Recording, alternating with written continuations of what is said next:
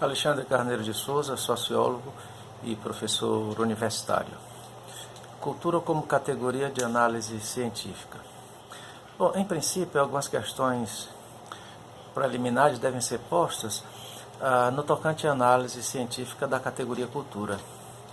Bom, primeiramente é importante que se diga que, no ponto de vista acadêmico, socioantropológico, a cultura é um sistema e, portanto, ela não deveria ser analisada fragmentariamente. É claro que, no ponto de vista do uso popular, e muitas vezes em decorrência de uma exigência didática, a gente fragmentariza a cultura para se dedicar à análise de um setor dela. É comum falar, por exemplo, de cultura de jovens, cultura de adultos, cultura afro, cultura branca, cultura hip-hop, cultura disso, cultura daquilo. Me parece que isso não consiste um erro grave, uma vez que a setorialização é feita no sentido de especificar uma área da cultura. No ponto de vista antropológico e sociológico, cultura é sistema. Se nós recorrermos aos grandes estudiosos da cultura, sobretudo na área da antropologia, por exemplo, Taylor vai propor a cultura como um complexo integral. Malinowski vai propor a cultura como sendo um conjunto unitário. Os dois autores tentam dar essa visão. Para se entender a religião numa cultura, é necessário que se compreenda a cultura como um todo. Não se pode entender religião sem se entender a política, sem se entender a economia, sem se entender o lazer, sem se compreender a moral, e por aí vai. Não se pode compreender uma área da cultura sem que não se compreenda a outra, de maneira tal que a cultura deve ser entendida como um sistema completo, um sistema complexo, pluralmente constituído, mas dentro de uma unidade, dentro de um padrão cultural. Essa me parece a primeira questão importante a ser colocada. Bom, em segundo lugar, é fundamental que nós entendamos que fora da cultura não há possibilidade de se pensar o desenvolvimento do gênero humano. E aí a gente lembra muito o que o Goethe vai propor no texto A Interpretação das Culturas, quando o autor diz que sem ser humano não existe cultura e sem cultura não existe ser humano. Não é correto dizer, então nós estamos condenados à cultura, nós estamos asfixiados pela cultura. Não se trata de uma condenação e nem tampouco de uma asfixia. Quando a gente fala de cultura em relação ao ser humano, quando a gente fala de cultura humana, nós estamos abordando uma prerrogativa da natureza, uma propriedade da natureza humana. Não existe ser humano sem produção cultural. E portanto, essa é uma questão fundamental. O mundo humano se realiza a partir da instituição da cultura. Eu acredito que uma frase importantíssima que poderia ser dita logo no início, para que a gente pudesse se aproximar de uma compreensão acerca do fenômeno da cultura, seria essa: tudo que existe no mundo social ou é cultura, ou será cultura, ou desaparecerá. É uma frase significativa. No entanto, é importante que ela seja entendida. Nós não estamos falando o universo, não estamos falando o cosmo, estamos falando o mundo social. E acerca disso, o que a frase propõe é uma grande verdade. Uma vez que nós consideramos a circunscrição, o âmbito do mundo social, neste mundo social, que não representa a totalidade do cosmo, nem a totalidade do universo, mas especificamente o mundo socialmente instituído pelos seres humanos, nesse âmbito, nesse campo, tudo que existe é cultura. Se não for cultura, se tornará. Se não se tornar cultura, desaparecerá. Muito bem, 3 questões iniciais me parecem fundamentais para que nós entendamos a cultura na análise da realidade humana. Em primeiro lugar, a gente deve pensar o que determina a cultura. Desde o aparecimento da presença humana no planeta até os dias contemporâneos, portanto, percorrendo milhões de anos, a partir dos primatas, chegando ao estágio que nós nos encontramos agora, se produzia um grande arsenal cultural. Nós temos um grande empreendimento, temos um grande patrimônio de infinitas coisas, sistemas, instituições, objetos, mas o ser humano deu forma a um arsenal multiconstituído de uma infinidade de eventos culturais. De onde isso vem? De onde decorre essa capacidade criativa humana. A antropologia e a sociologia trabalham com a questão dos determinantes culturais. E acerca disso, se afirma que a cultura pode ser determinada biologicamente ou pode ser determinada socialmente.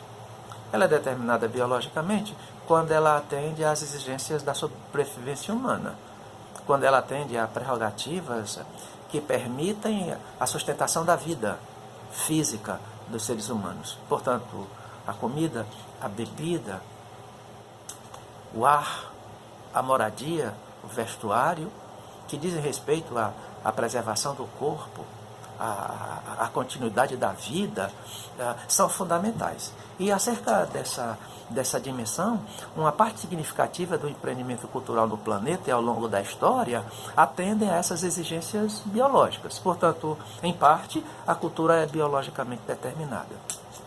Por outro lado, o gênero humano deu forma a uma infinidade de coisas que não atendem a uma exigência biológica. Por exemplo, a teoria, a filosofia, a moral, a política, a lei, nome, sobrenome, profissões e uma infinidade de outras coisas, de utilitários e de bens tecnológicos sofisticados, não atendem prioritariamente a uma exigência biológica, mas atendem a uma exigência social.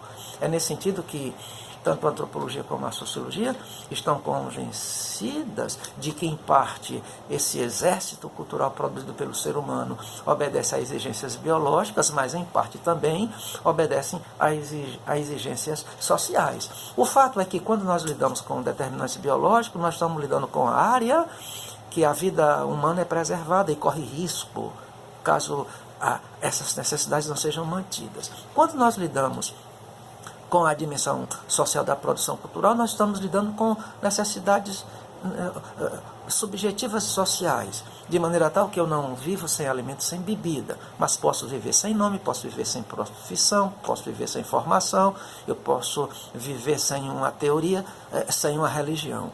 Estas coisas não me impedem de viver. Talvez essa distinção seja muito interessante para que nós entendamos o sentido da determinação biológica da cultura em relação ao sentido da determinação social da cultura. Uma segunda questão importante na análise do fenômeno cultural é a temática da representação. Toda cultura é uma representação. Possivelmente um professor de filosofia que sustentasse nas suas mãos um celular diria para os seus alunos: o que vocês estão vendo na sua forma mais fundamental e elementar é uma ideia. Portanto, toda cultura, antes de ser cultura, é ideia. Ela subsiste no mundo privado do pensamento. E é isso que vai dar ensejo a que se pense a cultura como representação. As ideias, as criações humanas voltadas para a sua satisfação e atendimento das suas necessidades são representadas nos objetos, são representadas nos sistemas, são representadas nos eventos humanamente criados. Nesse sentido, todo fenômeno cultural nada mais é do que a representação de uma ideia, do que a representação de um pensamento. Nesse aspecto, a gente podia muito bem lembrar a noção peterbergeriana da construção da realidade social, quando Peterberg fala da exteriorização. Ou seja, uma ideia que está na cabeça de um indivíduo, ela alcança estatuto de facticidade, saindo da cabeça e encontrando lugar no mundo das coisas, no mundo das realidades. Bom, a representação cultural, ela pode ser simbólica ou abstrata. Quando nós movimentamos cultura, quando nós nos comunicamos culturalmente, ou nós movimentamos ideias, só ideias, ou nós movimentamos objetos. Nesse sentido, eu posso dizer: eu vou dar o meu celular a fulano. Nesse sentido, eu posso falar: anotem, façam algumas anotações nas agendas de vocês. E essa comunicação cultural é mediada por objetos: caderno, canetas, celulares. Mas quando eu falo de futuro, quando eu falo de promessa, quando eu falo de eternidade, quando eu falo de ética, quando eu falo de generosidade, quando eu falo de amor, quando eu falo de amizade, de paz. Ora, nós estamos lidando com uma comunicação cultural que é mediada por eventos abstratos e não por eventos simbólicos ou eventos concretos. Isso significa dizer que a cultura pode ser representada materialmente, a cultura pode ser representada imaterialmente. ou seja, representação material e representação imaterial da cultura. A representação simbólica, concreta, imaterial da cultura se expressa numa infinidade de eventos que conquistaram forma, que conquistaram lugar, que podem ser dimensionados. São eventos visíveis, audíveis, perceptíveis, que nascem do amplo empreendimento da produção cultural humana. Mas, por outro lado, a gente lida com uma série de eventos que não podem ser dimensionados, que não podem ser demonstrados a despeito de perfeitamente compreensíveis. Se eu digo, meu coração está em paz, isso é perfeitamente entendido. Mas como demonstrar paz? Se eu falo que amo, isso é percebido, mas como demonstrar o amor? O fato é que o nosso campo de produção social é constituído de uma ampla produtividade cultural, fruto da criatividade humana, e, em parte, essa ampla criação se constitui de eventos simbólicos, materiais e concretos, e, em parte, esses eventos que constituem o quadro da nossa existência social se constituem de fenômenos abstratos.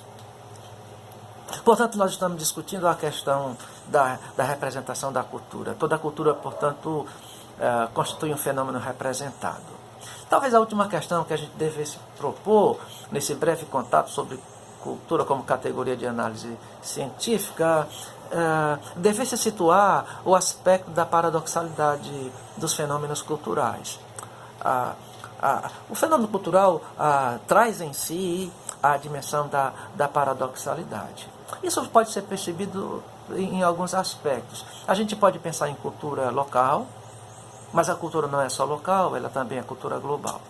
Nesse sentido, quando a gente fala em Padre Cícero, quando a gente fala em Rapadura, nós estamos falando de uma cultura local, que pertence a um lugar, que pertence a um povo, que pertence a uma região, que pertence a uma cultura particular ou específica. São fenômenos ligados àquele contexto, ligados àquele sistema. Mas, por exemplo, quando a gente fala de família, quando a gente fala de poder político, quando a gente fala de crença, quando a gente fala de moral, quando a gente fala de boa-fé, nós estamos nos reportando a traços universais da cultura, encontrados em todos os lugares, que fazem parte de alguma forma da vida de todos os povos, em caráter simples ou em caráter complexo, em caráter inicial ou caráter avançado. Mas nós estamos lidando com patrimônios universais, presentes em todas as manifestações da vida social dos seres humanos de todas as épocas. Portanto, o fenômeno cultural tanto comporta o local, como comporta o universal. Tanto comporta o dinâmico, como comporta o estático. Se nós pousarmos os nossos olhos sobre determinado fenômeno cultural, a gente pode identificar um fenômeno em movimento. Se nós pusermos os olhos em determinado fenômeno cultural, a gente pode constatar a presença, a existência de um fenômeno dinâmico.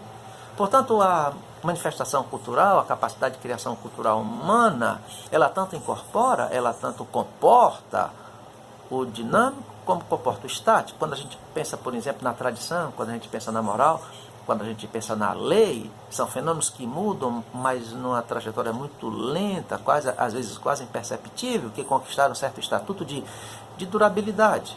Mas quando a gente pensa, por exemplo, na música, quando a gente pensa no comércio, quando a gente pensa na moda, quando a gente pensa na arte, nós percebemos que estamos lidando com processos que não param, que estão em permanente movimento.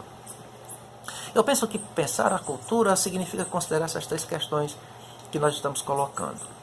Inicialmente a gente trabalhou com a concepção do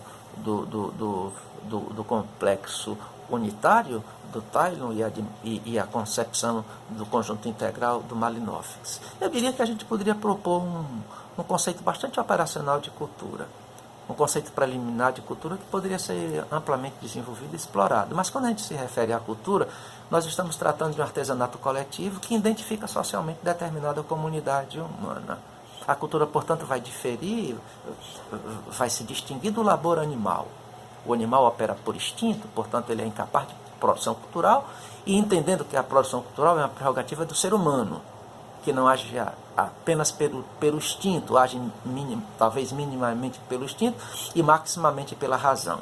Nesse sentido, então, a gente distingue o labor do animal em relação à capacidade racional humana, de maneira tal que a produção cultural poderia assim ser entendida como a capacidade inerentemente humana de produzir as condições históricas da sua existência.